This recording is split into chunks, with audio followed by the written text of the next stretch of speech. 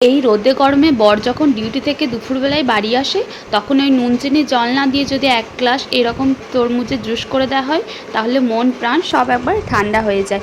তো ফ্রিজে অনেকটাই তরমুজ ছিল, ভাবলাম যে একটু জুস করে ফেলি, তো আর তোমাদের সাথে সেটা শেয়ার করি।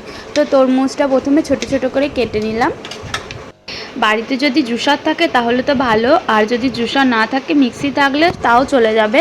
তো মিক্সির মধ্যে এগুলো দিয়ে ভালো করে পেস্ট করে নিয়ে তারপর একটা ছাঁকনির সাহায্যে এগুলো ছেঁকে নিলেই হবে। দেখো আমার তরমুজগুলো কাটা হয়ে গেছে, আর এখানে দেব পুদিনা পাতা। পাতাগুলো ভালো করে বেছে ধুয়ে নিয়েছি, এবার এর মধ্যে দিয়ে দিলাম আর তরমুজগুলো দিয়ে দেব। তো এবার এর জুসটা বার করে নেব। দেখো আমার মেয়ে এখানে আমাকে হেল্প করছে, ও আমাকে করতে দেবে না, ও নিজেই করবে, কারণ ওটা ওর, তো ওই জন্য ওই করবে, আমি করতে পারবো না। ঠিক আছে চলো, ও জুস পার করছে। আর গরমকালে সবার বাড়িতেই আশা করি তরমুজ আসবে এখন, তো সবাই একবার করে এইরকম তরমুজের জুস বানিয়ে দেখো, খেতে দারুণ লাগে। তো তরমুজের জুসটা বেরিয়ে গেছে, আর এর মধ্যে দিয়ে দেবো একটা লেবুটা কেটে রসটা বার করে এর মধ্যে দিয়ে দিলাম। সামান্য কিছু উপকরণ দিয়ে এটা তৈরি হয়ে যাবে। তো এর মধ্যে তোমরা বরফ অ্যাড করতে পারো। তো আমি এখানে তরমুজটা তো ফ্রিজের মধ্যেই ছিল, তা ঠান্ডা আছে, ওই জন্য আমি কিছু ইউজ করব না। আর এখানে দিলাম বিট লবণ।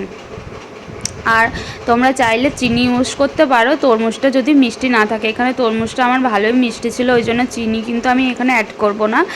তো যদি তরমুজটা মিষ্টি না হয় তখন তোমরা চিনিটা অ্যাড করতে পারো। আর এর মধ্যে দিয়ে দিলাম গোলমরিচ গুঁড়ো। তো এটা ভালো করে মিশিয়ে নেব। দেখো আমার তরমুজের জুস কিন্তু একদম রেডি হয়ে গেছে।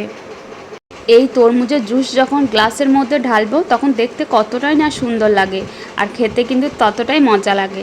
তো তোমরাও খাও আর বাড়ির সবাইকেই খাওয়াও এই গরমে ঠান্ডা ঠান্ডা তরমুজের জুস। কথা দিচ্ছি এটা খেয়ে সবাই তোমার নাম করবে। আর যদি ভিডিওটা তোমাদের ভালো লাগে তাহলে লাইক কমেন্ট শেয়ার করতে ভুলবে না। আর দেখা হচ্ছে নতুন কোনো রেসিপি নিয়ে। তো ততক্ষণ তোমরা ভালো থেকো, সুস্থ থেকো, টাটা।